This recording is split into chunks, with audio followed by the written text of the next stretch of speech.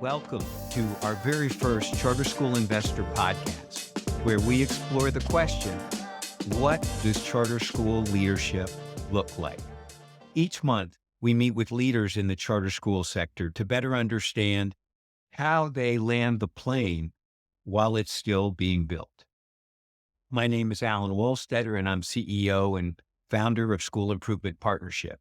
School Improvement Partnership supports data transparency and accountability in the charter school sector through the School Improvement Partnership database and by reporting on over $1.5 billion of charter school bonds.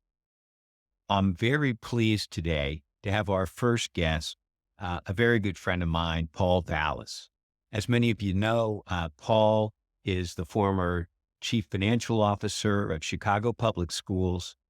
He's the former superintendent of the School District of Philadelphia, and he's a recent Chicago mayoral candidate. In this episode, Paul and I will do a deep dive on the issue not only of charter school leadership, but district leadership in a way where charter schools and different modes of public education can be supported.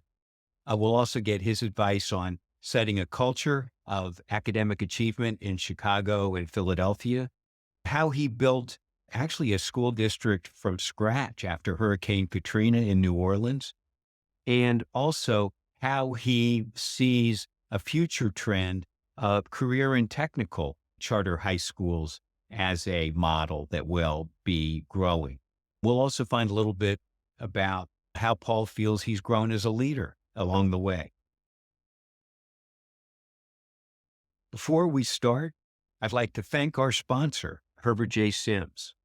From single-site charter schools to CMOs, from expansions to startups, Herbert J. Sims delivers innovative and flexible capital solutions that meet their clients' evolving needs through their financed right approach.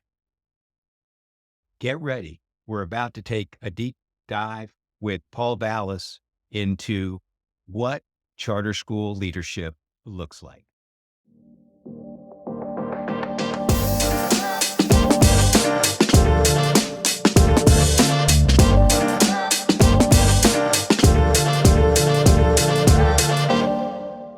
So Paul, welcome. Thanks for having me. Oh, sure. So I do remember about 20 years ago when my neighborhood was picking our little league team of 11 and 12-year-olds, I was assigned some kid named Gus who just arrived from Chicago. I had no idea that, there's our picture. There's the picture. Yeah. I had no idea that Gus could really hit. And I had even less idea that his dad, you, were brought in to straighten out the finances and operations of the School District of Philadelphia. So there's the team. There's Gus and Chip right up front. Chip is laying down, my son, and Gus is ready to tag somebody out at home. There's Sharon in there, and there's you. And I do remember that this was followed by a game, I think, where we played the kids, right? Gus definitely was a ringer. He immediately started hitting home runs and they couldn't figure out how you got him, and he fell in your lap. Absolutely. You were nice enough to play the other two Vallas boys too, who didn't have nearly the skills that Gus had. Oh, Mark turned into a pretty decent first baseman, to be honest with you. Yeah, you were very patient with Mark. He did great. He did great and brought so much. And so one thing I do recall is that your head was so big, we had trouble finding a baseball helmet for you. Right. Yeah. But tell me this, what lessons would you say you learned about urban education or confirmed your learnings about urban education during your tenure in Philadelphia? I like to think that my thinking as a superintendent evolved. I like to think we had great success in Philadelphia, which is why I went to Philadelphia. We had great success in Chicago, which is what brought us to Philadelphia. And let me point out that I had been invited to take the chancellorship in New York. So I actually picked Philadelphia because my wife did not want to move to New York at that time. I didn't know that. That did not keep me from, during my administration or when I was trying to get financial support for Philadelphia, and I became consistently I consistently struggle to get support from the administration if we were made a name, making that intemperate reference to the only way we're going to get more funding for Philadelphia schools if we become the borough of New York. So it wasn't one of my smarter political statements. But anyway, but no, it was a great experience there. I think my thinking on education evolved to the importance of really ensuring that every single first of all, I believe that the key to there are essential practices that are critical to all high performing schools. You need superior curriculum instructional models that are aligned grade by grade. You need to be using data effectively so that you can assess student progress and teacher effectiveness. And I'm not talking about high stakes testing. I'm talking about formative assessments. You need to have interventions that are driven by the data, and you need to have them early, whether they're academic or behavioral interventions. You need to train your teachers on how to deliver the curriculum instructional models and how to do the interventions. And then finally, you need an instructional leadership team that can drive instruction. It can't be dependent on one person. If you have that type of infrastructure and you are able to find ways to extend the instructional time on task, that can be transformational because in Philadelphia, as every teacher was equipped with superior curriculum instructional models. The schools were not required to use them, but 90% of the schools did because they were so superior, as detailed as any teacher would need them. So they certainly help teachers who are teaching out of their education, new teachers, etc. In fact, most of the charter schools ended up using our everyday math or University of Chicago math curriculum instructional models. And of course, the instructional time on task, every school was on an extended day program, an extended year program. So that additional instructional time on task made a difference. So those are certain commonalities that exist in all high performing schools, whether they're chartered, not charters, whether they're private schools, parochial schools. And you see those commonalities, the curriculum, the use of data, the leadership teams, the additional instructional time on task, training teachers on how to deliver the curriculum instructional models. That's a DNA to high performing schools. And I really think I refined that model. And as you well know, math scores tripled over a 7-8 year period in Philadelphia across all demographics, and reading scores more than doubled. Yeah, Philadelphia led the nation in terms of the academic improvement of the district vis-a-vis the state as a whole. We were like number one.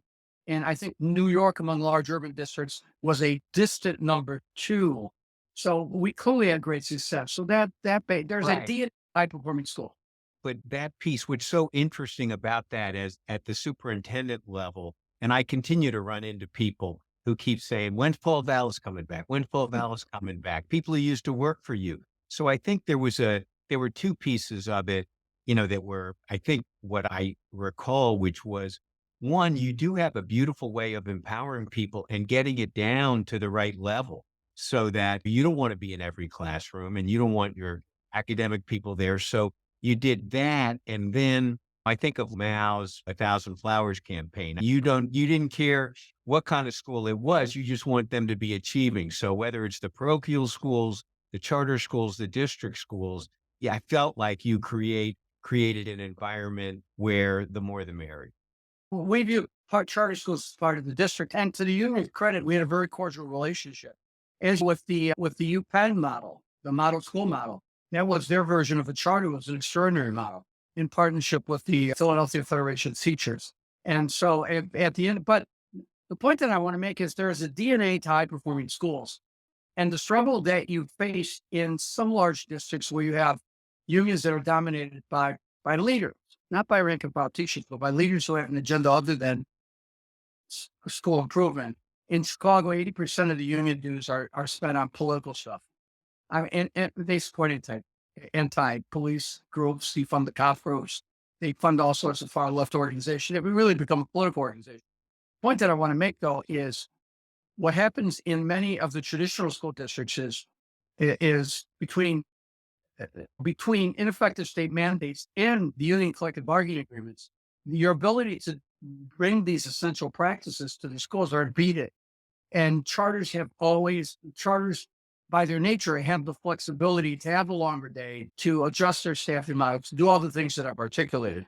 Now, of course, the key, though, is to hold charters accountable. The key is to hold charters accountable, which you should be able to do much more effectively in traditional public schools because they are, in fact, charters. So at the end of the day, the beauty of the charter movement, particularly when you have strong charter accountability and when you're vetting the type of schools that you're opening as charters, is that flexibility to really design a school first and foremost in ways that it benefits the child. And it's not a school system that places the adults first. Yeah, no, that makes a lot of sense. Then I know you were recruited down to after Hurricane Katrina, you were recruited down there to rebuild New Orleans schools after the hurricane. Um, and I guess in a spot like that, it was probably in some ways worse and in some ways better in your ability to execute change because perhaps some of the traditional barriers were not there, but yet there was nothing. So how did you rebuild New Orleans? And in fact, I think charterized the district and the results academically mirrored the growth in Philadelphia. Let me point out that I always felt Philadelphia had a really strong infrastructure. Ted Kirsch, Jerry Jordan, who's the union president now, were very good to work with. But I was always a straight. When I took the Philadelphia job, I actually met with them beforehand because I wanted to see if I would be able to work with them like I was able to work with the CTU, Chicago Teachers Union, under the late great Tom Reese, the union president. And in fact, the Rich administration almost turned over the entire Philadelphia school system to Edison. And I remember that. yeah, remember? And we blocked that. I wouldn't take the job because I wasn't going to, I wanted to run a school district, not oversee Edison. So we were able to, people forget about that we were able to block that. We were able to limit the privatizing of schools that they were actually doing. You know what I mean? And so we were able to do that. We held the line, we froze because they have turned over a fixed number of schools to not only private providers, but also to universities. Temple, UPenn took over a number of schools and things like that. But in Philadelphia, we literally had an opportunity to build the district from scratch. And let me point out that I was recruited by the Democrats, the late, great Governor Blanco and senior senator there, Mary Langdon, of course, the daughter of the great integrationist Mayor Moonland from New Orleans. And later on became, I think, housing secretary for Jimmy Carter, just extraordinary individual, passed away a couple years ago. And so the decision was made that we wanted to create a district of schools and not a school district. Of the first 17, and I actually arrived in New Orleans a year after Katrina because for literally the first year after Katrina, they could not get schools open, literally, to save their lives. So I came down there. Almost all the teachers had left the system. The previous board had actually fired the teachers after Katrina because they had no money coming in. And obviously the majority of teachers had evacuated. So we had no buildings. 80% of buildings were uninhabitable and we had no teachers. So we literally had to build the district from scratch. So we obviously we basically began to open charter schools. We created an organization called New Schools in New Orleans, or we supported the creation of an organization that made it their business to go in and to identify and help nurture and help develop good charter operators. So every charter that was opened had an instructional leadership team and that had been selected and a model that had been selected and vetted, all the things done right. And then, of course, I had to open schools on my own. I had 3 months to open about 24 campuses that were more traditional campuses. Ultimately, though, all those schools became autonomous schools too. The unique thing about the New Orleans model is New Orleans is almost 100%. It is a 100% school choice district. The only select enrollment schools are actually the traditional public school magnet schools that remain traditional public schools. The rest are all charters, but they're neighborhood charters. They're community charters. They're really like individual districts in their own right. 97% of the non-capital money goes directly to them. They have great autonomy. They have local governing boards, but they're also held to a very high accountability standard. So if that school model is ineffective, the community has the ability and the charter board has the ability to select a better model with no deflection of kids. And indeed, that's been the case. So we were able to create a district of schools rather than a school district, a public school district.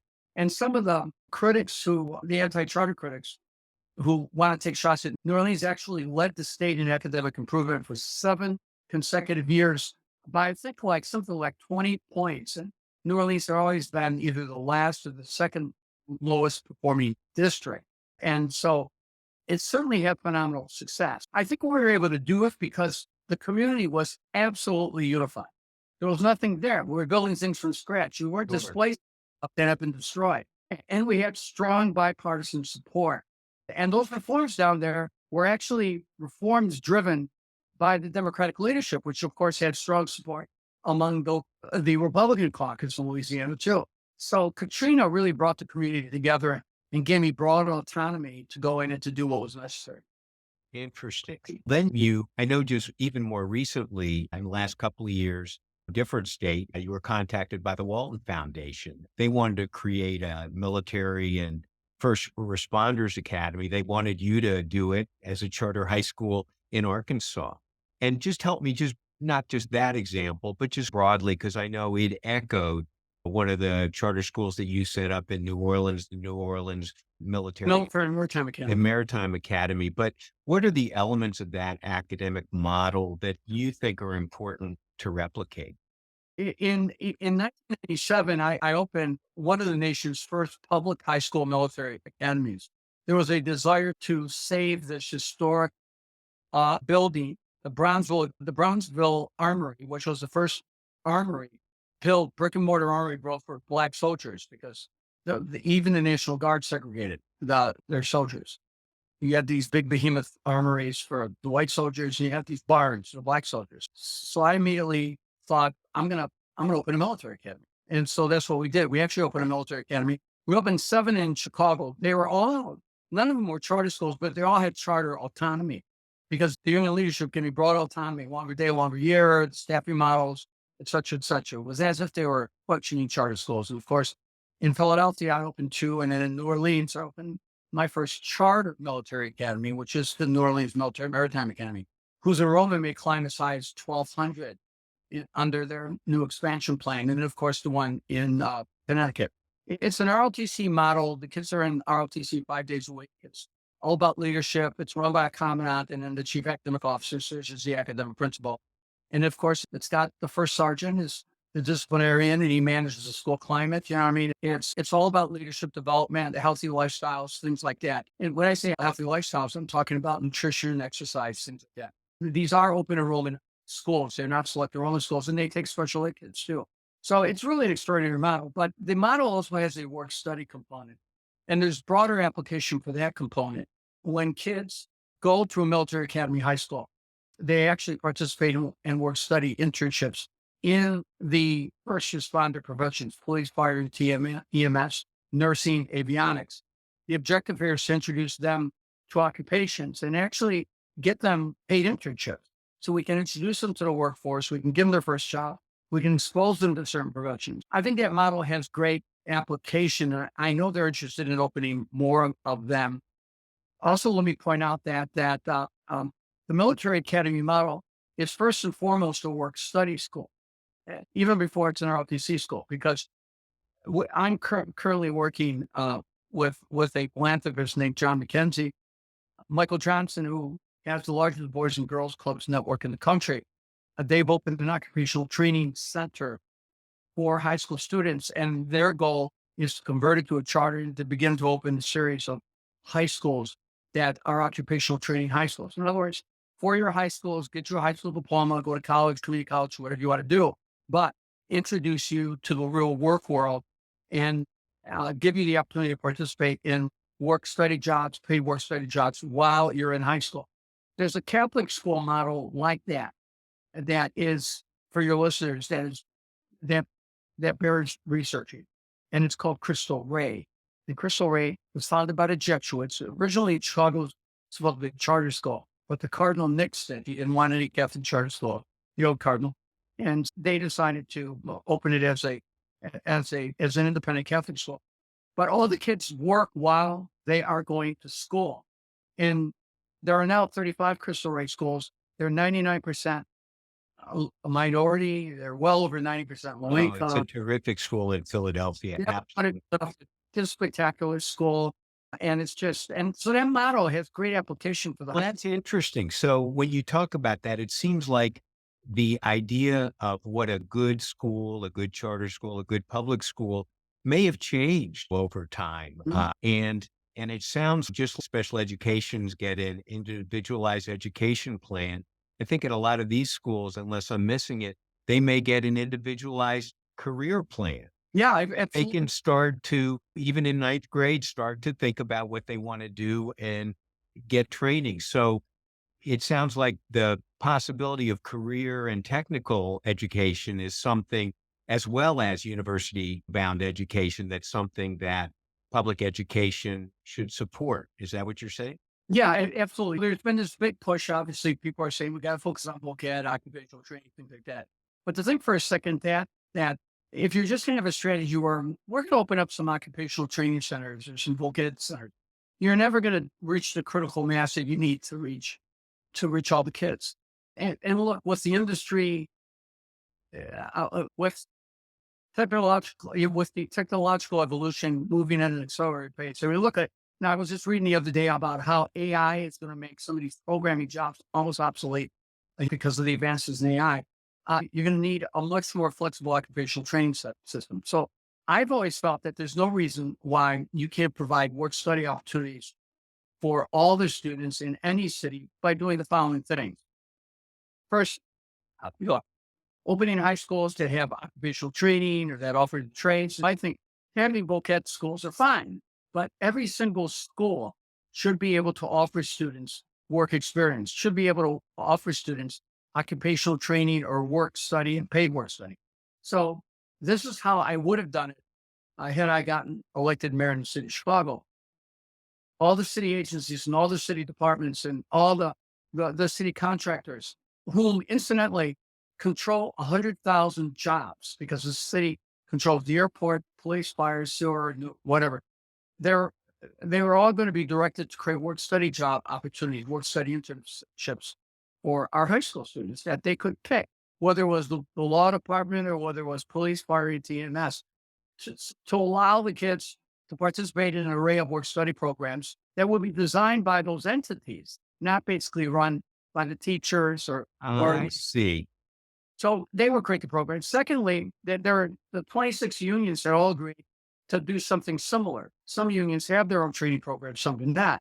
But I didn't want to train the plumbers. I wanted the plumbers to train the plumbers and the carpenters to train the carpenters. So they were going to open slots and they were going to set up pre-apprentice programs, etc. Whether it was police, fire, and TMS. And of course, the schools can use the money that they would normally spend on irrelevant courses and these irrelevant electives. And anybody who gets to their senior year and is college bound is probably sitting around getting bored, taking a lot of courses that are meaningless, so will do very little to basically enhance their chances of doing well in college. They should be a work study. They should be interning with the trades or with first, but they embed it with the local bank or with the local law firm. You see what I mean? So the objective here is really to introduce and to incorporate work study experience into all the high schools. So students at a very young age can leave the campuses, be involved in internships and apprenticeships, surrounded by the best role models in the community, which are men and women, and introduce into the economy, into the work world. And I think that's something you can do in any city, in any state. Getting ready for football season, we have a halftime announcement.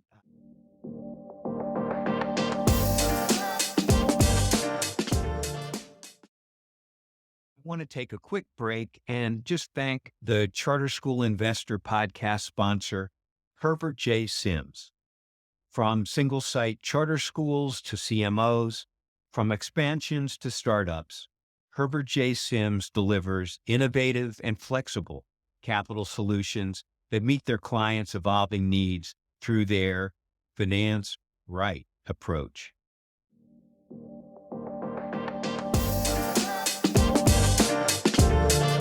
As you were talking about those internships, how can community partnerships play a role in the success, whether it's a career or technical school or any charter school or district school, those community partnerships?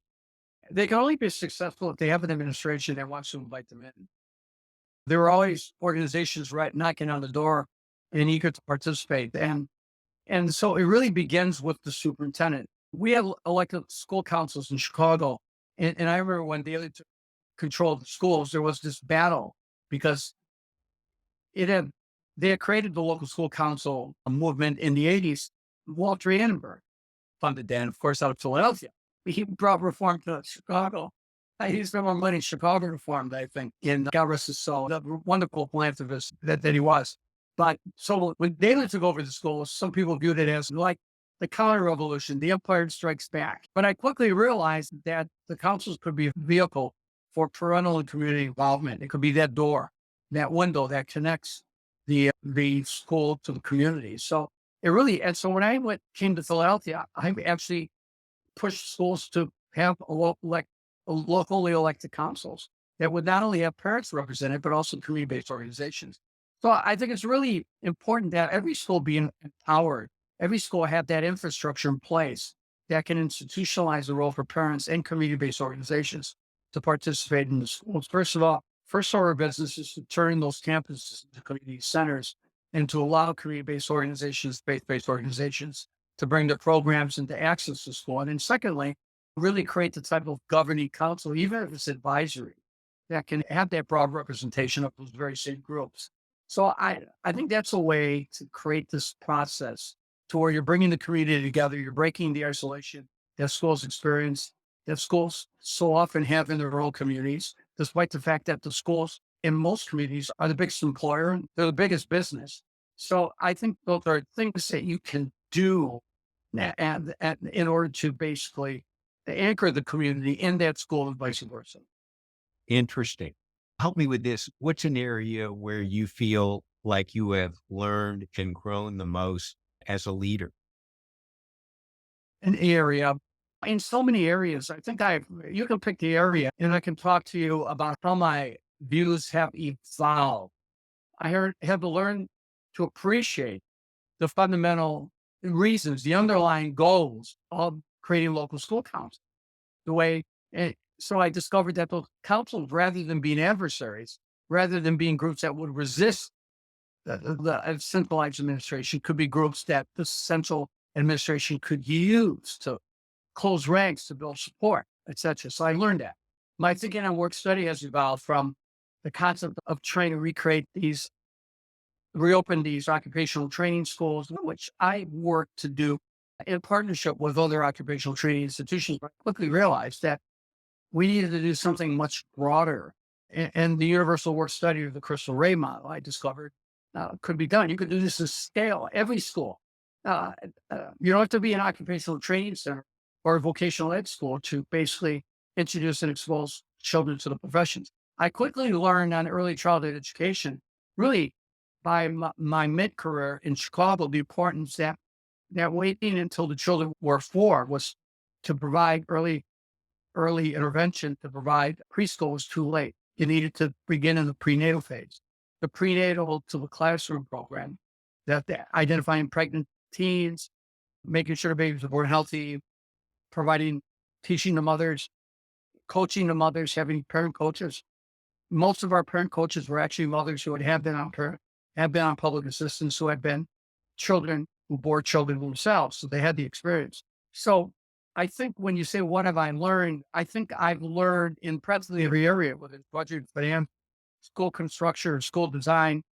I think my thinking has evolved over time. So you can pick the area and I can certainly tell you how my thinking on things has evolved. I became a much more radical, even though I did a lot of significant decentralization in Philadelphia. When I was in New Orleans, somebody wrote an article, one of the architects of the reform movements in New Orleans, Leslie Jacob, who raised a lot of money, active on the school board. She pointed out that my one strength as a superintendent was my willingness to give up power. My willingness was to decentralize. My willingness to empower people in local schools and local communities to make their own decisions. And I did not think that way in 95. I had to learn. I had to learn that. So that was a learning process.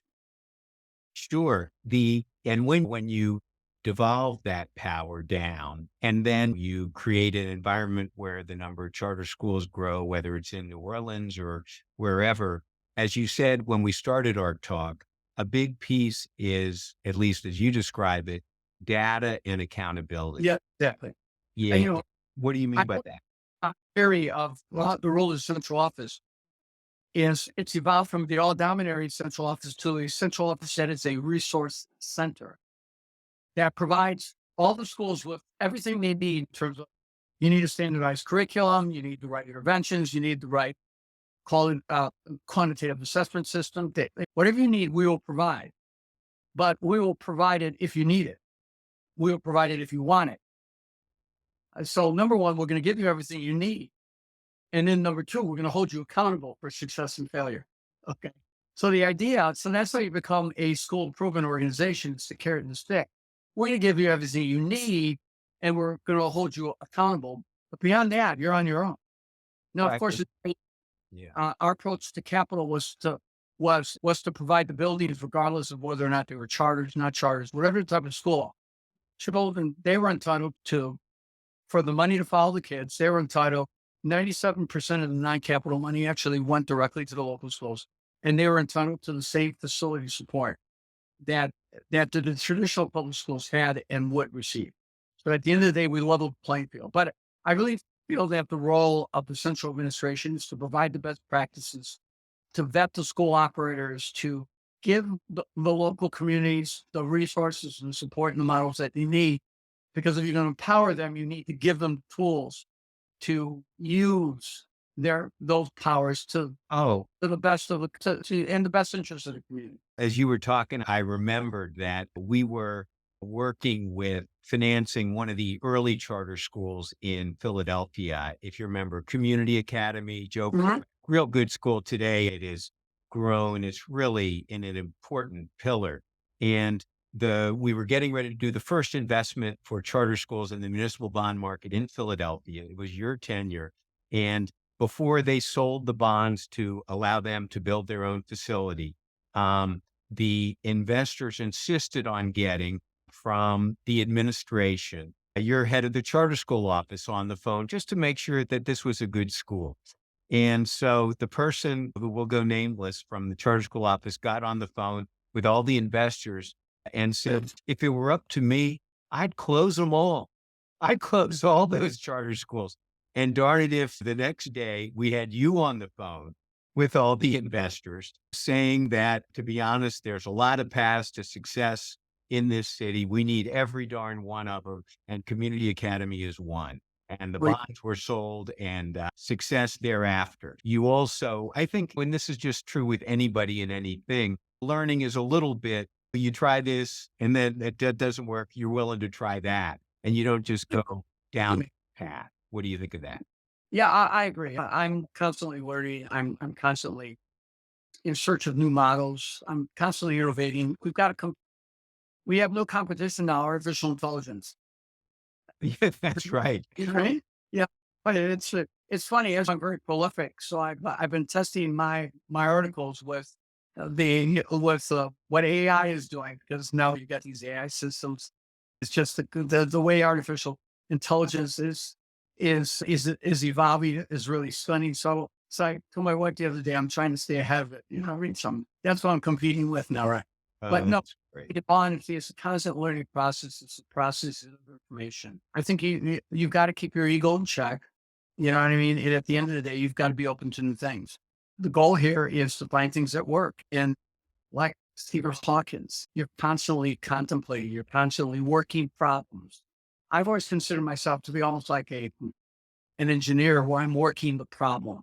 I'm not happy if I don't have a problem that I'm trying to figure out. And if you're going to be a good engineer, you have got to have the skills. You've got to have the skills to think through problems and be open to making changes and not stuck in your ways, particularly when the data points you in a certain direction. So Absolutely. And I think the one thing I've had the joy of experiencing working with you in a variety of different sectors, you're very good at, as we talked about, empowering your team, realizing that you're not going to do everything and having them feel supported and jumping in when you need to support them. So that's something I've learned from you, Paul. One of well, the things.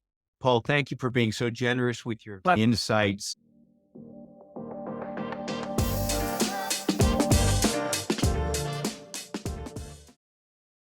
one more time, a huge thank you from me and all of us at School Improvement Partnership to our sponsor, Herbert J. Sims.